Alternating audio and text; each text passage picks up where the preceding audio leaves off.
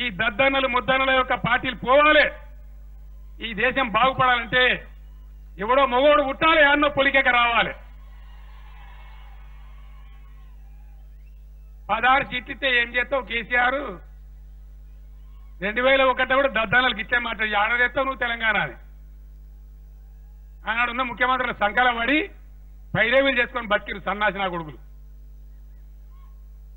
మనం 16 లేము, అన్ని వ్యూహాలు బయటకు చెప్తాం. ఆల్రెడీ 120 మందిని జమగట్టిన నేను. ఒక్కలమే లేం మనం. మనతో పాటు నేను పోయిన మీరు చూసినారు. ఏ రాష్ట్రాలకు పోయి నేను మాట్లాడినో మీరందరూ కనిపెట్టిండ్రు. వాళ్ళకి ఏమేమి 100 పోయానో 100 పోసేస్తున్నా నేను. రెడీ చేస్తాను. ముందుగానే పోయి తొర్రకుర్రా పిచ్చోళ్ళు లెక్క బిస్సం మన చేతిలో పెట్టుకోవడం వంతని చెప్పినాం.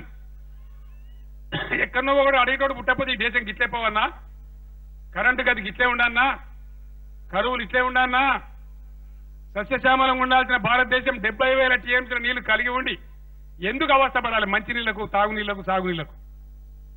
సగం భారతదేశం చీకట్లో ఉన్నది వాళ్ళ అంధకారంలో. సుమారు 18 రాష్ట్రాల్లో భయంకరమైన కరెంటు కోతలుంటాయి. ఏం దుస్థితి, ఏం దౌర్భాగ్యం ఈ దేశానికి. ఇంత దిక్కుమాలిన పాలసీ ఉంది. సంపదను పెంచే తెలివి లేదు.